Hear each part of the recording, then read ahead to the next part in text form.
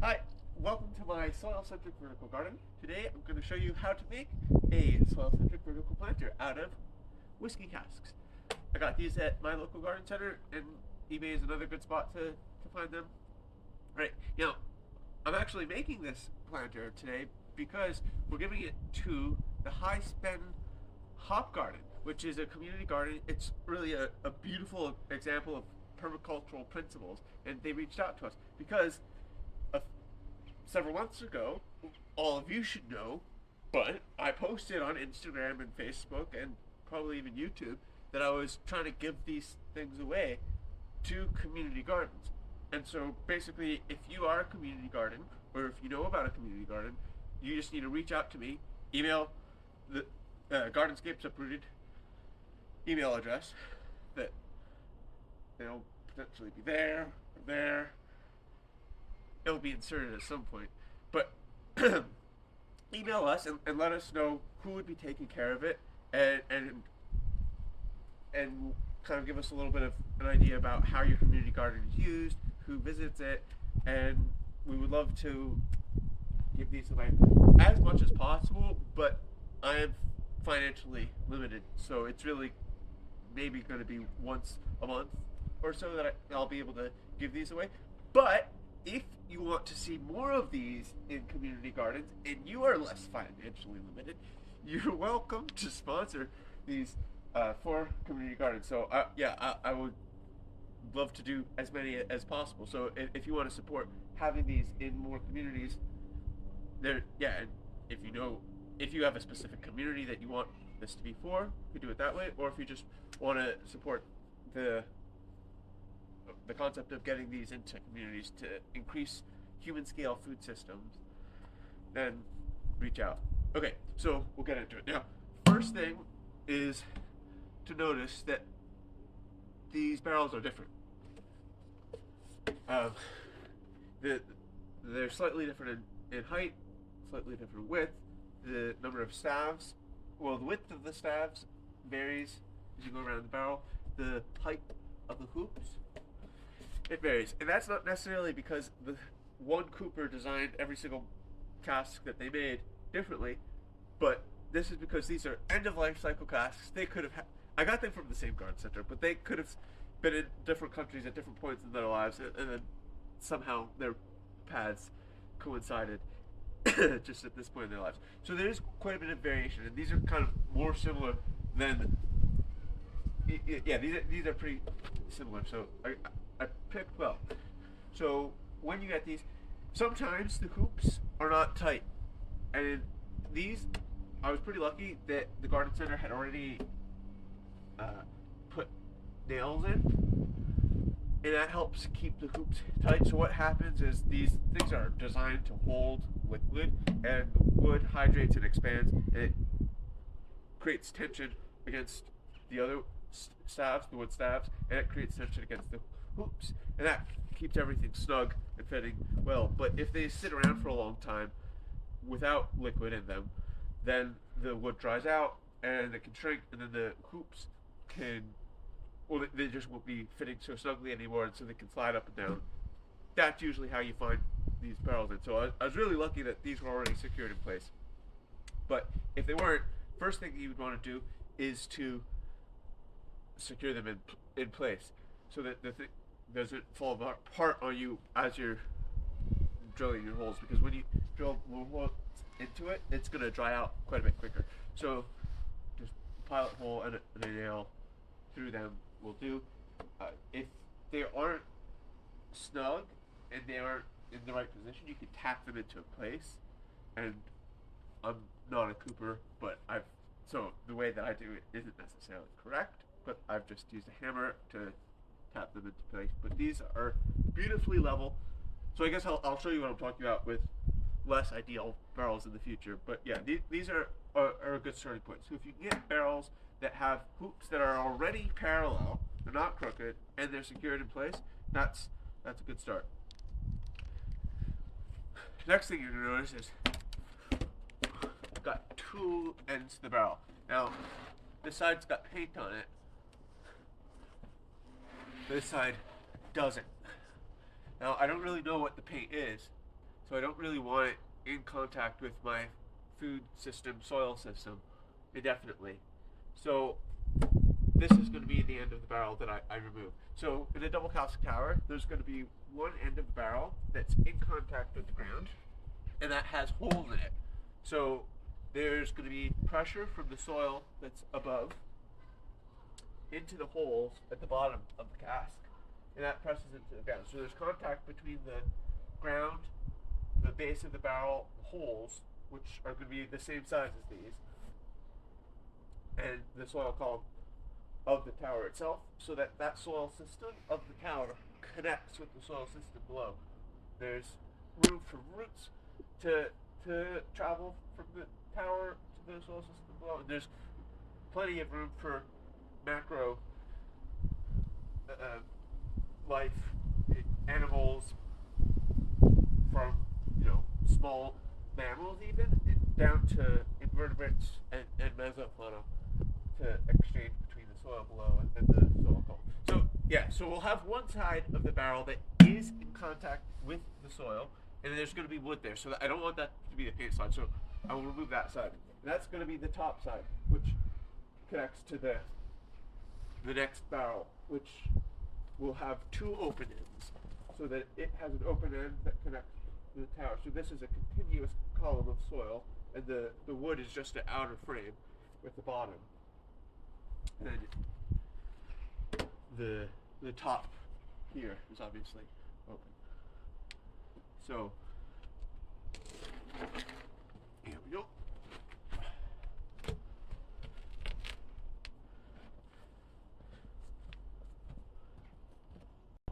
Okay, so we are going to take what will end up being the top of the barrel off, and I'm going to use a tool that is probably the wrong tool for the job.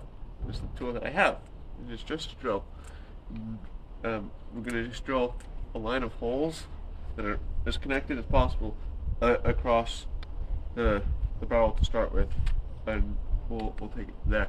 Now, you want to do it perpendicular to the direction of the stabs on the top of the barrel, so that you're cutting each one in half. You don't have to go directly down the middle.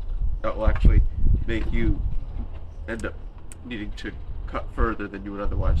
So to do a little bit off center. Here we go.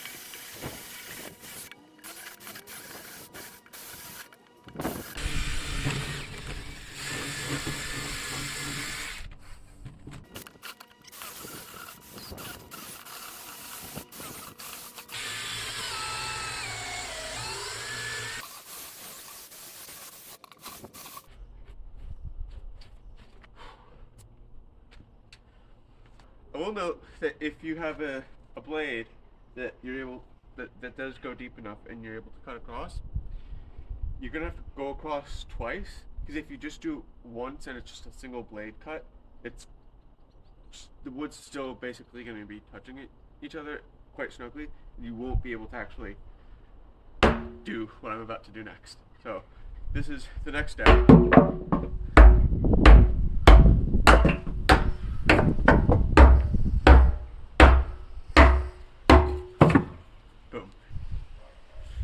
Woo!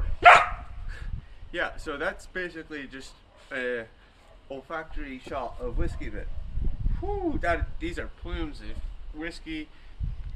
I will note that there is a more graceful way to remove the ends of whiskey casks. If you have a barrel that does not have nails in the hoops already, and the hoop is loose, you can knock the hoop up, and it becomes a little bit looser, and then, yeah, you might have to loosen all the staves, but loosen all the hoops a little bit. You don't want to. You can take the top hoop off, the bottom hoop off, depending which end you're taking off, and you might loosen the middle ones as well, but you don't want to take them off, otherwise it'll be much harder to reassemble. So once you do take that off, then you will be able to knock it in. But if you don't have the confidence of reassembling, then cutting it in half is your best go. So now that we've cut that in half, how much battery do we have left? Oh, we do have enough battery left to keep going. Great. So that's an important first step, because for putting the holes in, that's the next step. It's useful to be able to cut from both sides. You'll want to go like 2/3 of the way cutting from the outside, and then the last third of the way from the inside, just so that you spend a little bit less time with your head stuck inside of the cask cutting. And also cutting both directions helps prevent you getting these little rounds stuck in your hole saw. So we'll inevitably show you rounds getting stuck in your hole saw next. Yeah, we've got all of this good wood. Ugh.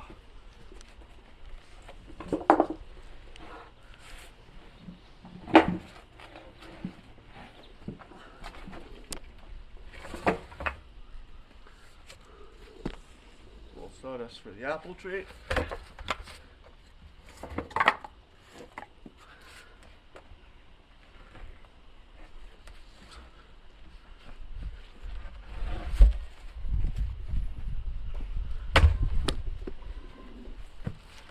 Okay, so this is actually a good opportunity to talk about whiskey casks. So one of the reasons why I chose whiskey casks was because they're sturdy and they're pretty and they have precedent for planters.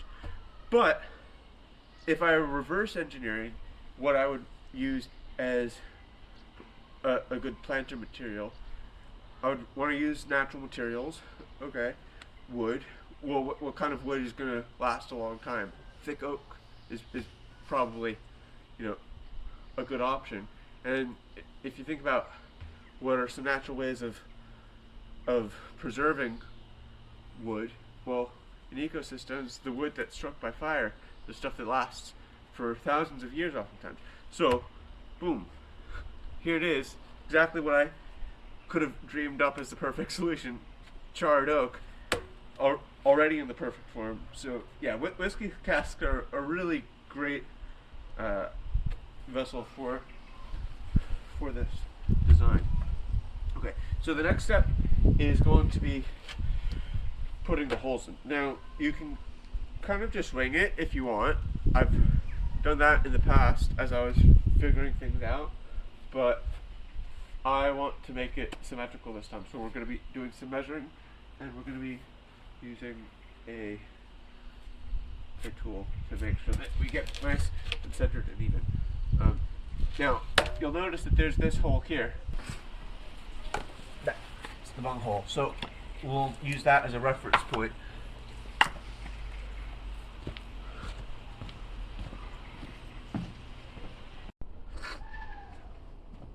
So we're going to have 3 rows of holes in this.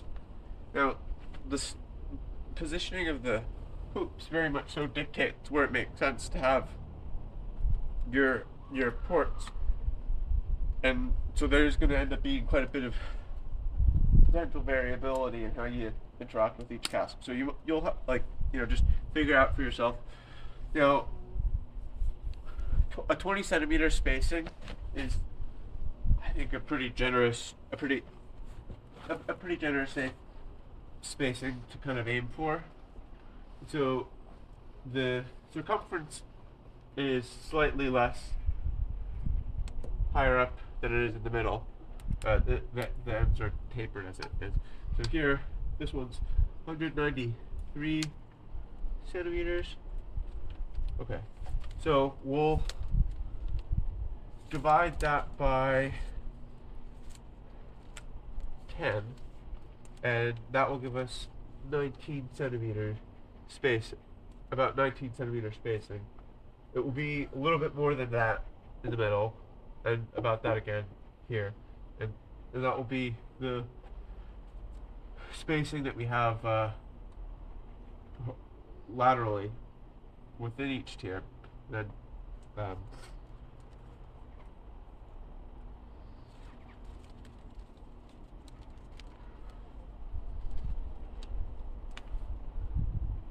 that's about a 25 centimeter distance from the center of this to the center of that. So that will end up being a reasonably generous vertical spacing. And you could go a little bit closer if you wanted to.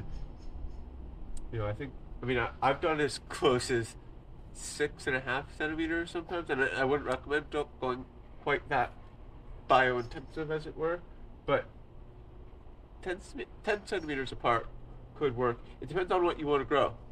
But this one, it's about 15 centimeters to 20 centimeter spacing, and I think that's quite good. So that's what we're going to do for this one. Sure. So I talked about this one. Okay, this is going to be the used for the row below. And so we want the one above to be center away. Right, this is really hard to do because the ground isn't level. We'll just have to try.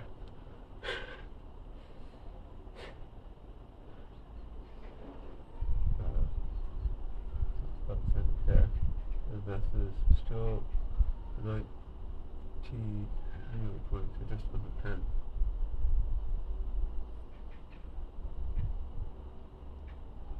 We'll hold that point there. That's good. Drop that.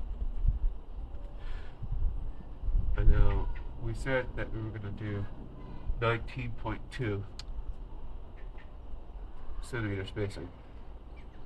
We said we were doing 10 divided by did I say the circumference is 192 or 193? We'll say it was 193. So we're going to 19.3. 19.3. Put 19.3 divided by 2, because this is the midpoint of it.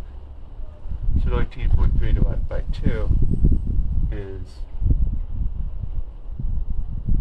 9.65. 9.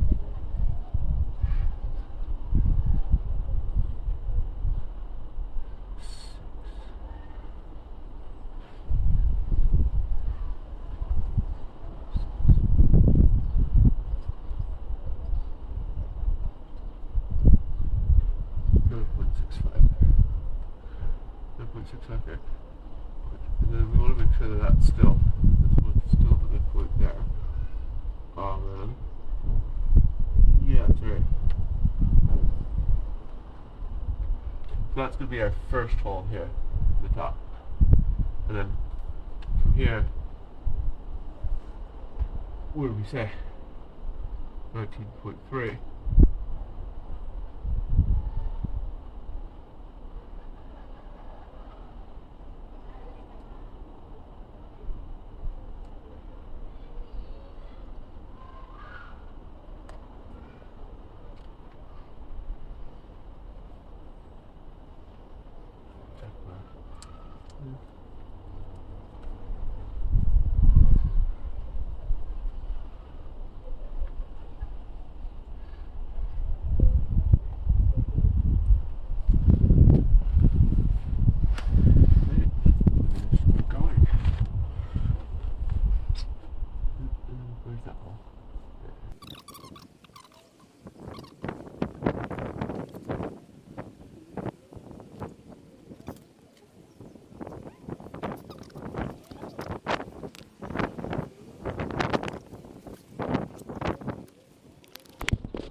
You think we should show them a version where this is like sped up?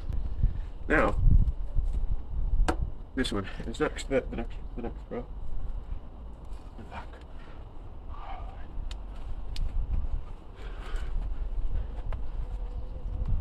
So this is going to be 7 in the middle.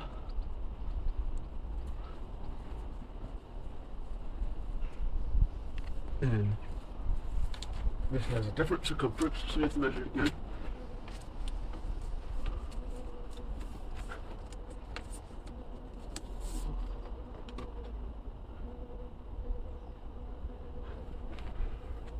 Oh, you know what?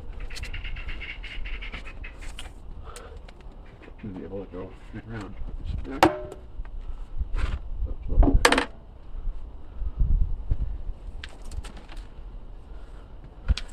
And now we can let that flat.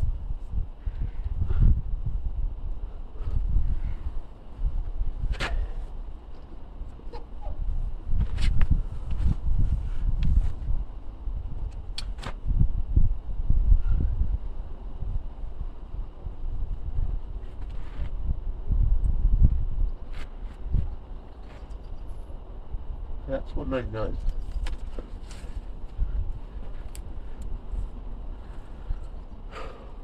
$199 by 10 is 19.9.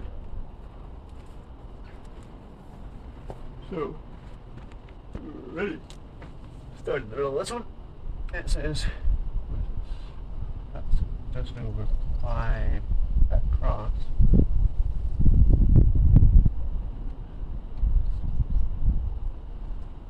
That's 5 centimeters. So it says a little bit of half.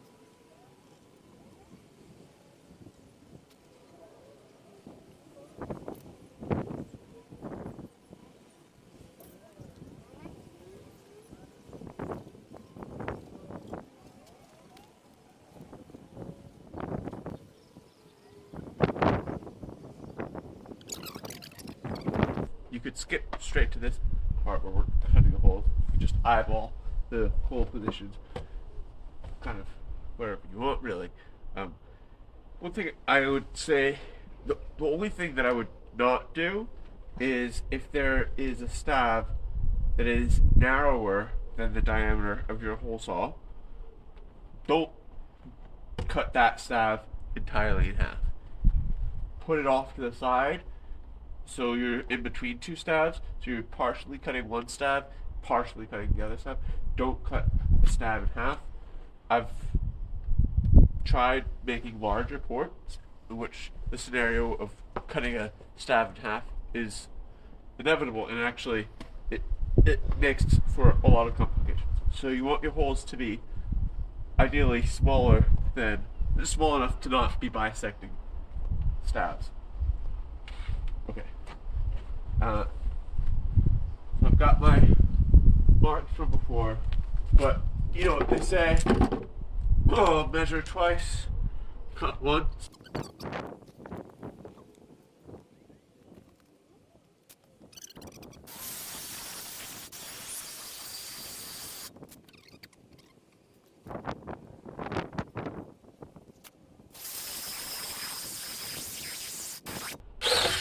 Oh no.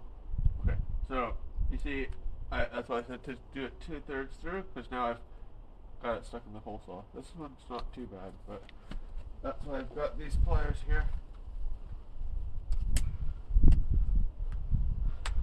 Yeah, and you don't necessarily want to touch the hole saw without gloves at this point, because it is quite hot.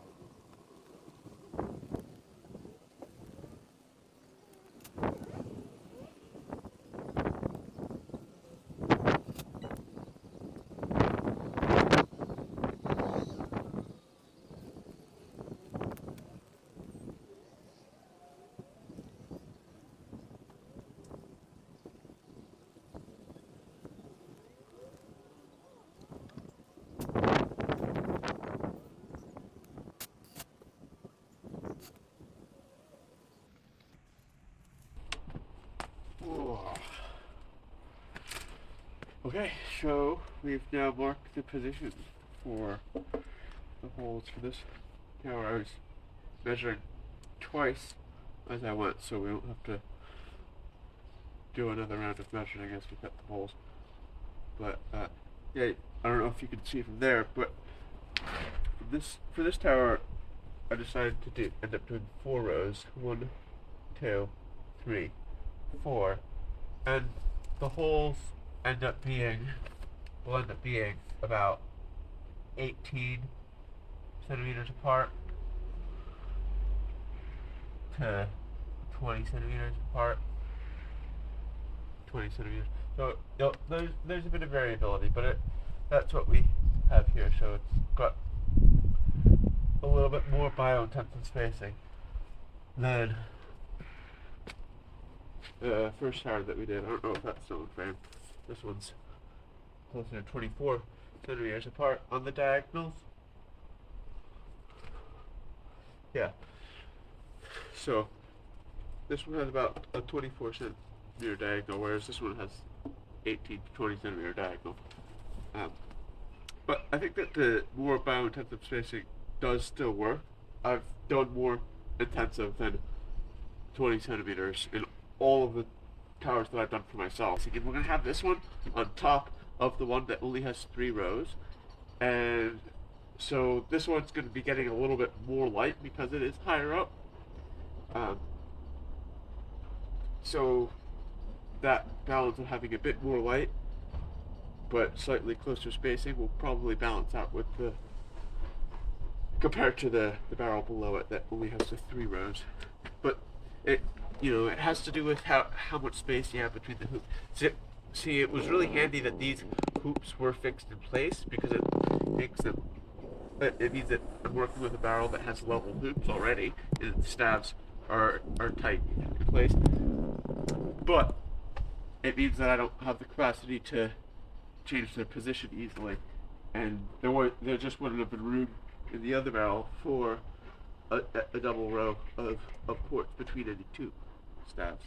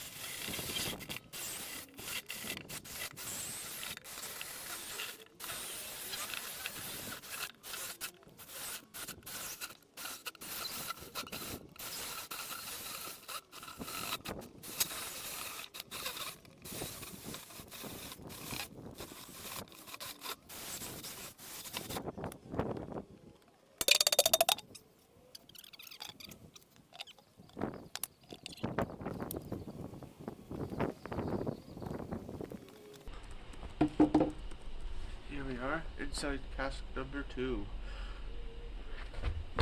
So I will note that I'm doing this about 1 week ahead of time before we do the installation at the hop garden, and that's because you don't want to leave very much time between drilling all these holes in the barrel and taking the lid off, and when you fill it with soil and start keeping it actively moist again. That's just because, again, the wood does shrink, and if it shrinks a bit, even just the stabs can get loose a bit. It works better the quicker that you get it filled with compost, or soil rather, and then plants as well. Just one thing too. Alright, back to drilling holes.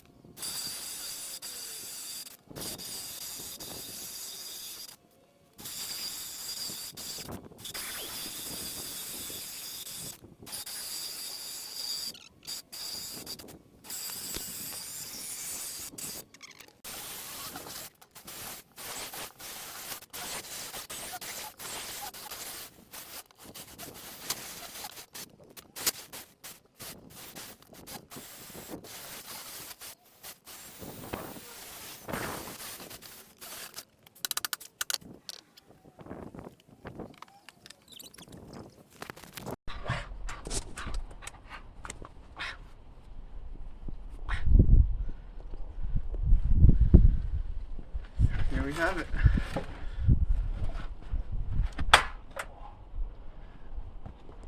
So this goes on top of this. What's up? Well, until we all, stack it like that. But you could have it like this if you wanted to. Although, you might not want that open end like that. Just this wouldn't hold as much soil, you see. Anyways. That was a lot of drilling.